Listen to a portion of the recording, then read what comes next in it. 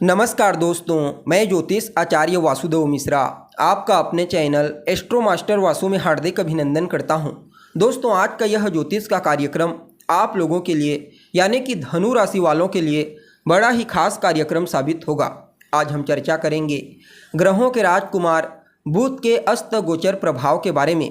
जी हाँ, युवराज बुध आने वाले 14 सितंबर 2024 की दोपहर यानी कि कल की दोपहर 12:45 पर अपनी वर्तमान सिंह राशि में ही अस्त होने के लिए जा रहे हैं, जहां कि वो 26 सितंबर 2024 की प्रातः काल तक रहेंगे और इसके पश्चात अपनी उच्च राशि कन्या राशि में प्रवेश कर जाएंगे।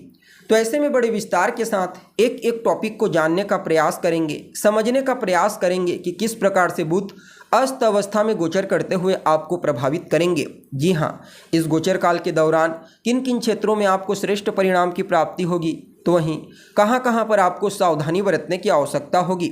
साथ ही साथ युवराज के इस अस्त गोचर प्रभाव को और बेहतर बनाने के लिए क्या उपाय आप कर सकते हैं, सभी बातें आपको विस्तार के साथ बताएंगे। इसलिए कार्यक्रम को लास्ट तक देखिए और अगर आप अपनी जन्म कुंडली पर हमसे परामर्श लेना चाहते हैं तो आपको हमारा कॉन्टैक्ट नंबर डिस्क्रिप्शन बॉक्स में और वीडियो के अंदर मिल जाएगा, जहां से आप या तो व्हाट्सएप के माध्यम से या फिर डायरेक्ट फ़ोन कॉल के थ्रू अपॉइंटमेंट लेकर अपनी जन्म कुंडली का बड़ी बारीकी से अध्ययन करवा सकते हैं। तो दोस्तों, बुध कौन है? बुध तो बुद्धि है। बुध चाहे फिर वह किसी भी प्रकार का कोई बिजनेस व्यापार हो, शेयर मार्केट, शेयर बाजार हो, communication, community, banking, media, management, finance, इन सभी क्षेत्रों में बुध का ही सिक्का चलता है। जो लोग वाणी से संबंधित कार्य करते हैं यानी कि जिनका काम ही है बोलना, उनके लिए तो कहना ही नहीं। और विद्यार्थियों के जीवन में भी जो कुछ महत्वपूर्ण बदलाव होते हैं वह सब के सब बुध के चलते ही होता है। अब देखा जाए तो बुध का यह गोचर, जैसा कि आपको पहले बताया गया था, जब राशि परिवर्तन किए बहुत अच्छा रहेगा, लेकिन जब भी कोई ग्रह अस्त होता है तो उसके परिणाम देने की जो पावर होती है, स्ट्रेंथ, उसमें कमी आ जाती है। परिणाम स्वरूप कुछ मामलों में आपको सावधानी बरतने की आवश्यकता होगी। अब देखिए, बुध आपके लिए आपके 7वें घर और आपके 10वें घर के स्वामी बनकर के आपके 9वें घर यानी कि आपके भाग्य भाव में अस्त होने के लिए जा रहे हैं। फलतः इस अस्त गोचर काल के प्रभाव से भाग्य का जितना साथ आपको मिलना चाहिए उतना साथ नहीं मिल पाएगा और भाग्य की कमजोरी के चलते कार्य क्षेत्र में भी आपको रुकावट महसूस होगी। लंबी दूरी की यात्रा आपके लिए चुनौतीपूर्ण साबित हो सकती है, इसलिए इस समय लंबी दूरी की यात्रा को अगर है तो टालने का प्रयास कीजिए।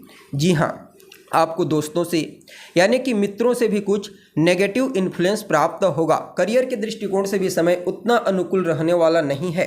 करियर के लिहाज से संघर्ष की स्थिति आपके लिए बनेगी और आपके जो वरिष्ठ अधिकारी हैं, आपके सहकर्मी, आपके वरिष्ठ उच्च अधिकारी, उनके साथ भी तालमेल में कुछ कमी देखने को मिलेगी, जिससे आपके मन में एक प्रकार की चिंता की स्थिति रहेगी।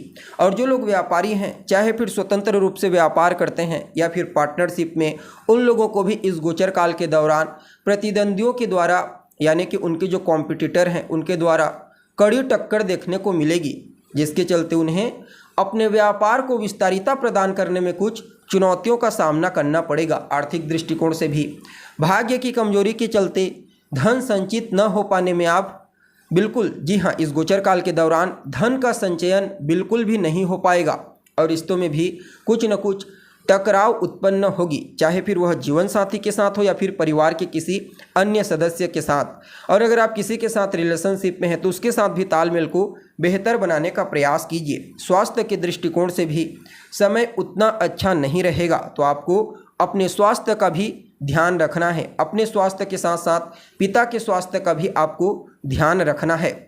देखिए, जो भी प्रेडिक्शन आपको बताई गई है यह सामान्य गोचर के आधार पर है। अगर आपकी कुंडली में ग्रहों की स्थिति मजबूत है, वर्तमान समय में किसी अच्छे ग्रह की दशा अंतर्दशा आपको चल रही होगी, तो फिर आपको उतना नकारात्मक प्रभाव नहीं मिलेगा जितना आपको बताया गया है। बाकी इस समय को और बेहतर बनाने के लिए आप गणेश जी के मंदिर में जाइए बुधवार के दिन और उन्हें दूर्वा अर्पित करें।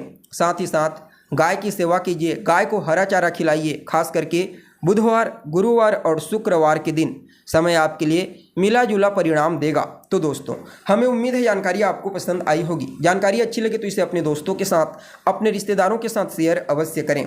अभी के लिए बस इतना ही।